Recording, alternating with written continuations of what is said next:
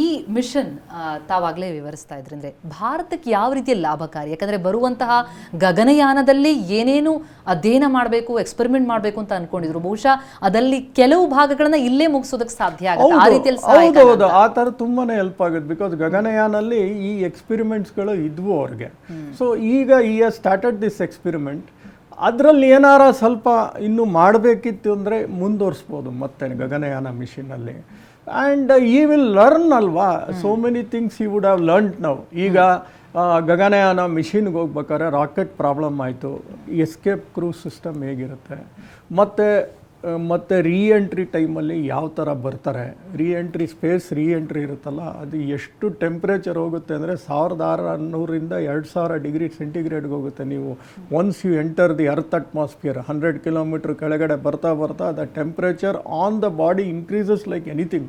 So ಆವಾಗ ಹೇಗೆ ಬರುತ್ತೆ, ಹೇಗೆ ಪ್ಯಾರಾಚೂಟ್ಸ್ಗಳು ಓಪನ್ ಆಗುತ್ತೆ, ಹೇಗೆ ಅವರು ಸ್ಪ್ಲಾಶ್ ಡೌನ್ ಆಗ್ತಾರೆ, ಆಮೇಲೆ ಆ ಸ್ಪ್ಲಾಶ್ ಡೌನ್ ಆದಾಗ ಹೆಂಗೆ ಎಸ್ಕೇಪ್ ಆಗ್ತಾರೆ, all this is training with on hand training, hands on experience. ಇದೆಲ್ಲ ಸುಮ್ಮನೆ ಸಿಮ್ಯುಲೇಟ್ರಲ್ಲಿ ಮಾಡೋ ಎಕ್ಸ್ಪೀರಿಯನ್ಸ್ ಅಲ್ಲ, hands on experience.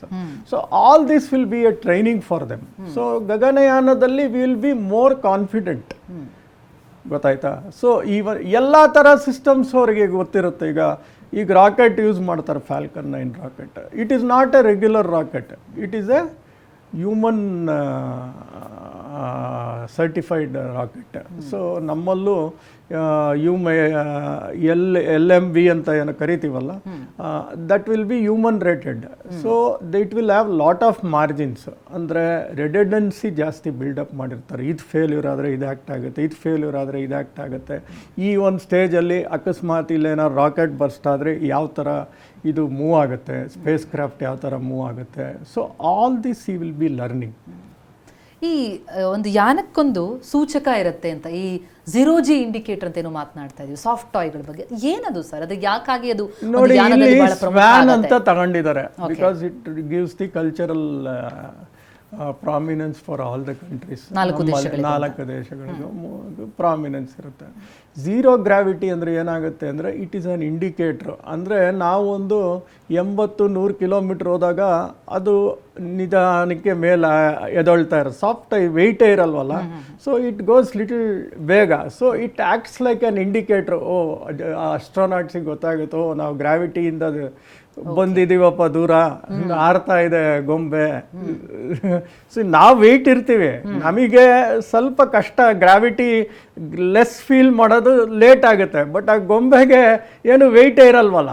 The moment it starts floating, then they will understand, gravity ಬಿಟ್ಟು ಹೋಗ್ತಾ ಇದ್ದೀವಿ ಅನ್ನೋದು. So they always have a zero G indicator ಅಂತ ಕರೀತಾರೆ.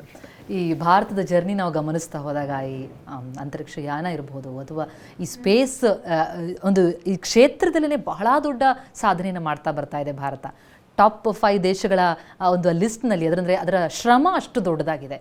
ನಾವು ಹಿಂತಿರುಗಿ ನೋಡಿದಾಗ 40 ವರ್ಷಗಳ ಬಳಿಕ 2ನೇ ಯಾನ ಒಬ್ಬ ಭಾರತೀಯ ಹೋಗ್ತಾ ಇರುವಂಥದ್ದು. ಅದರಲ್ಲಿ ನಾವು ಗಮನಿಸೋದಾದರೆ ರಾಕೇಶ್ ಶರ್ಮಾ ಅವರು ಯಾನ ತೆಗೆದುಕೊಂಡಾಗ ಶುಭಾಂಶು ಶುಕ್ಲಾ ಅವರು ಹುಟ್ಟೇ ಇರಲಿಲ್ಲ. 40 ವರ್ಷಗಳ ಬಳಿಕ ಅಂಥದ್ದೊಂದು ಯಾನಕ್ಕೆ ಒಂದು ಅವಕಾಶ ಸಿಕ್ಕಿದೆ.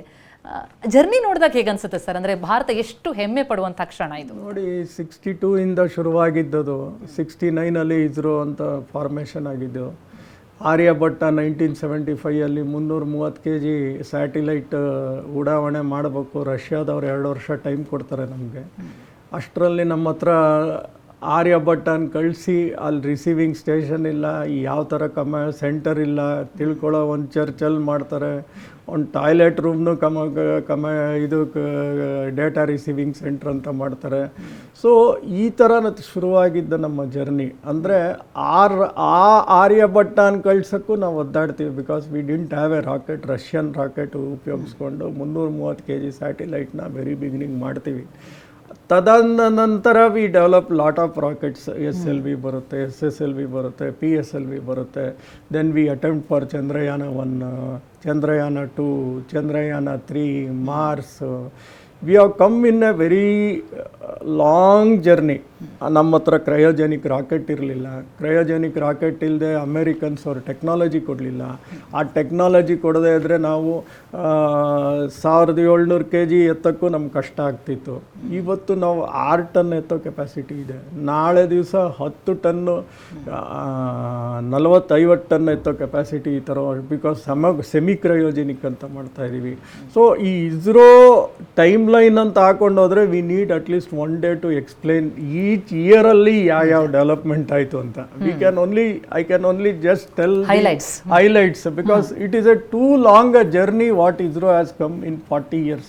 ಆಗಿದ್ದಂಥ ಬಡ್ಜೆಟ್ಟು, ಈಗಿದ್ದಂಥ ಬಡ್ಜೆಟ್ಟು ನೋಡಿ. ನಾವು ಇಸ್ರೋ ಸ್ಟಾರ್ಟ್ ಆಗಿ 1969ಇಂದ 2014 ಅಷ್ಟೊತ್ತಿಗೆ 97 ಸ್ಯಾಟಲೈಟ್ಸ್ ಲಾಂಚ್ ಮಾಡಿದ್ವಿ.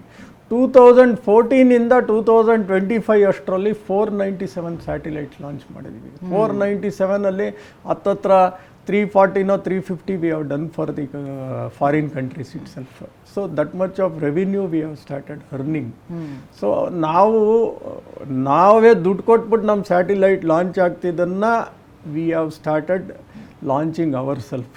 2023 104 ಯಾವುದೋ ಸ್ಯಾಟಲೈಟ್ ಲಾಂಚ್ ಮಾಡಿ we did a world record. So we are with available budget, even 1/10 of budget of NASA, we are doing so many works. We have gone to sun. Aditya ನೋಡಿದ್ವಿ, ಚಂದ್ರಯಾನ ಒಂದು 600 ಕೋಟಿಲಿ ಚಂದ್ರಯಾನ ಮಾಡಿಬಿಟ್ವಿ. Even ಒಂದು picture ಅಷ್ಟು ಕಾಸ್ಟ್ಗಿಂತ ಕಮ್ಮಿ ಅಷ್ಟರಲ್ಲೇ we did Chandrayaan 3.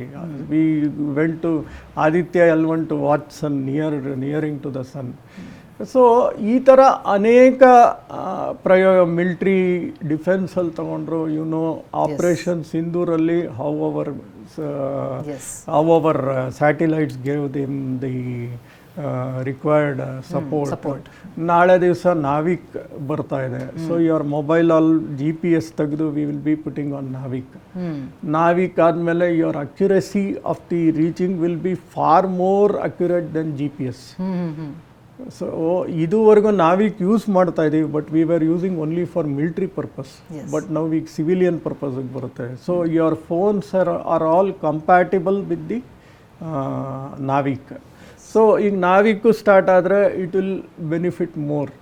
It will benefit more for you, more accuracy. So reliance on the different countries. ನಾಳೆ ದಿವಸ ಅಮೇರಿಕಾದವ್ರು GPS ಸ್ಟಾಪ್ ಮಾಡಿಬಿಟ್ರೆ ನಾವು ಎಷ್ಟು GPS ಡಿಪೆಂಡೆಂಟ್ ಆಗಿದ್ದೀವಿ. ಇವತ್ತೇನೋ ಫೋನ್ ಮಾಡಿ ಫುಡ್ ಆರ್ಡ್ರ್ ಮಾಡಿದ್ರೆ ನಿಮಗೆ ಬರುತ್ತೆ. ಇವತ್ತು ಓಲಾ ಊಬರ್ ತಗೊಂಡ್ರೆ you are working. All is because of GPS. So ಅವ್ರು ಅದನ್ನೇ ಸ್ಟಾಪ್ ಮಾಡಿಬಿಟ್ರೆ ಏನು ಮಾಡ್ತಾರೆ? ಅದಾಯ್ತಾ? So you will become self Reliance.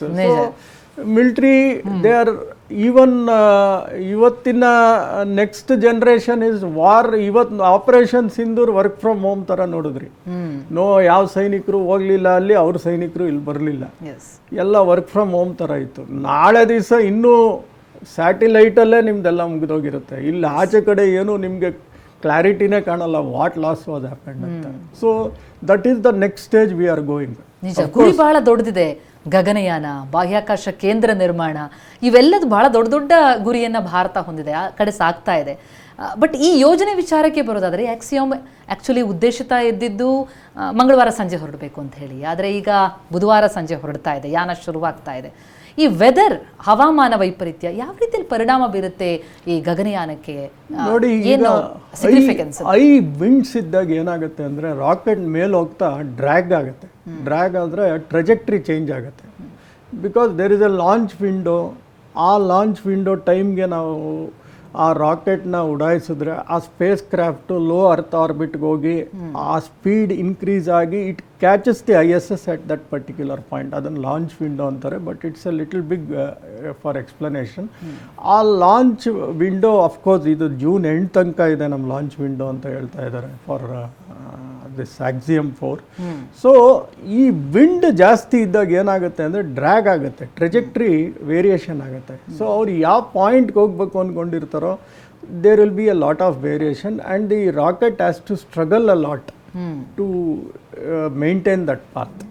So ಅದಾಗತ್ತೆ. ನೆಕ್ಸ್ಟ್ ಈ ಲೈಟ್ನಿಂಗ್ ಇದ್ದರೆ ಏನಾಗುತ್ತೆ, ಈ ಫ್ಯೂಯಲ್ಗೆ ಎಫೆಕ್ಟ್ ಆಗುತ್ತೆ, ಇಲ್ಲ it can damage rocket components, ಆ ಥರನೂ ಆಗುತ್ತೆ. Similarly the rain also plays a very big role, because rain ಇದ್ದಾಗ ಲೈಟ್ನಿಂಗು ಬರುತ್ತೆ ಮತ್ತು ಡ್ಯಾಮೇಜಸ್ಗಳು ಆಗುತ್ತೆ. ಸೊ ಈ ಥರ ವಿಂಡು, ರೈನು ಮತ್ತು even temperature, cold R hot also has a lot of effect on fuel ಮೇಲೆ ತುಂಬಾ ಎಫೆಕ್ಟ್ ಬೀಳುತ್ತೆ. ಸೊ ಈ ಥರ ವೇರಿಯೇಷನ್ಸ್ಗಳೆಲ್ಲ ಇದ್ದಾಗ they will be very very caution, they take lot of cautions and precautions, because it's 4 ಜನ ಇದ್ದಾರೆ. ನಿಜ. It is a human life what they are going to take. Even slightest problem idu they will not take risk, because humans are involved. If it was a space cargo, if it was a idu, they will take up the risk and go. But when there is a human life involved, every point matters. ನಾಳೆ ಹೋಗುತ್ತೆ ಅನ್ನೋದು ನಮಗೆ ಗೊತ್ತಿಲ್ಲ, because the nature is not in anybody's control. So they will see the correct and accurate time and they will launch the S. But ಗುರಿ ಬಹಳ ದೊಡ್ಡದಿದೆ. ಈ ಬಾರಿ ಶುಭಾಂಶು ಶುಕ್ಲಾ ಅವರು ಹೋಗ್ತಾ ಇರೋದ್ರಿಂದಾಗಿ ಬಹಳ ಯುವ ಜನತೆಗೆ ಇದು ಬಹಳ ದೊಡ್ಡ ಸ್ಫೂರ್ತಿ ಅಂತ ಅನ್ಸುತ್ತೆ ಅಲ್ವಾ? ಯಾಕಂದರೆ ಒಂದು ಗಗನಯಾನ ಅಂತ ಅನ್ನೋದು ಗಗನ ಕುಸುಮ ಅಂತ ಅಂದ್ಕೊಂಡಿದ್ವಿ, ಆದರೆ ಇದು ಈಗ ಸತ್ಯ ಆಗ್ತಾ ಇದೆ, ನಮ್ಮ ಎದುರಿಗಿದೆ. ಹಾಗಾಗಿ ಯುವ ಜನತೆಗೆ ಈ ಕ್ಷೇತ್ರಕ್ಕೆ ಬರೋದಕ್ಕೆ, ಇಂಥದ್ದೊಂದು ಕನಸು ಕಾಣೋದಕ್ಕೆ ಎಷ್ಟು ಸಹಾಯಕ ಅಂತೀರಿ? ನೋಡಿ, there is also an outreach program. So ಈ will be talking to the ಸ್ಟೂಡೆಂಟ್ಸ್ಗೂ ಮಾತಾಡ್ತಾರೆ. ಎಲ್ಲೋ ನಿಗದಿತ ಪ್ರದೇಶಗಳು ಮಾಡ್ಕೊಂಡಿದ್ದಾರೆ. ಸೊ ಪ್ಲೇಸಸ್ ಫಾರ್ 3 ಪ್ರೋಗ್ರಾಮ್ಸ್ ಏನೋ ಮಾಡ್ತಾರೆ ಅವರು. ಆ 3 ಪ್ರೋಗ್ರಾಮ್ಸಲ್ಲಿ you can ask questions and answers. Of course ನಮ್ಮ ಸ್ಪೇಸ್ ಸ್ಟೇಷನ್ ಜೊತೆ ರೆಗ್ಯುಲರ್ ಟಚ್ ಇರುತ್ತೆ. So students can ask lot of questions. ಹೇಗೆ ಅನಿಸ್ತಾ ಇದೆ, ISS ಅಂದರೆ ಏನು, ವೈ ISS ಮಾನವ ನಿರ್ಮಿತ ಅತಿ ಹೆಚ್ಚು ಖರ್ಚು ಮಾಡಿರುವಂಥ ಒಂದು ಸ್ಟ್ರಕ್ಚರ್. $150 ಬಿಲಿಯನ್ ಖರ್ಚು ಮಾಡಿದ್ದಾರೆ. 420 ಟನ್ ಇದೆ ISS. 16 ಮಾಡ್ಯೂಲ್ಸ್ ಇದೆ. ಮಾಡ್ಯೂಲ್ಸ್ ಅಂದರೆ ಲೆಗೋ ಥರ ಒಂದೊಂದೇ ಜೋಡ್ಸೋಕ್ಕೆ. ಒಂದೇ ಸಲ 16 ಮಾಡ್ಯೂಲ್ ಹೋಗಿಲ್ಲ, 11 ವರ್ಷ ತಗೊಂಡಿದ್ದಾರೆ ಅದು ಕಟ್ಟಕ್ಕೆ. ಸೊ ಅದು 2030 ಕೆಳಗಿಳಿಯುತ್ತೆ. ಅದಾದಮೇಲೆ ನೆಕ್ಸ್ಟ್ ಏನು? ಸೊ ಇಂಥವೆಲ್ಲ ಯು ಕ್ಯಾನ್ ಅಂಡರ್ಸ್ಟ್ಯಾಂಡ್. ಆಮೇಲೆ ಅಸ್ಟ್ರಾನಾಟ್ ಆಗೋದು ಹೇಗೆ? ಎಲ್ಲರಿಗೂ ಅನಿಸ್ಬಿಟ್ಟಿದೆ ಏರ್ಫೋರ್ಸಲ್ಲಿರೋರೆಲ್ಲ ಅಸ್ಟ್ರಾನಾಟ್ ಆಗ್ತಾರೆ ಅಂತ. ಇಲ್ಲ. Even a scientist can become an astronaut. You can also become a space tourist. They give you a basic, training, and you can also fly to the space station or space ಇದಕ್ಕೆ.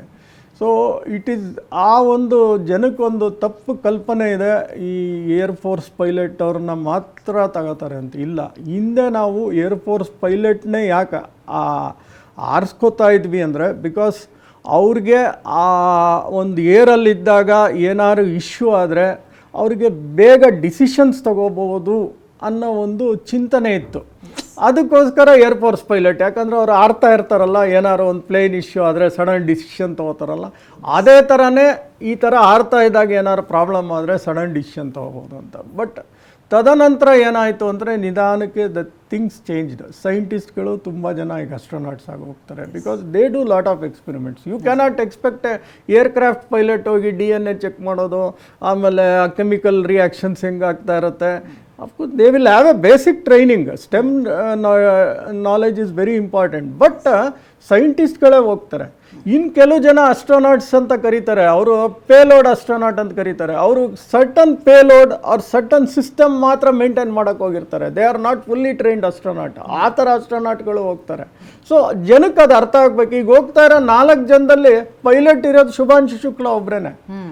Even ಪಿಟಿ Whitson, the lady who is the commander, is not a pilot. She was not in in air force, but she has manned 675 hours.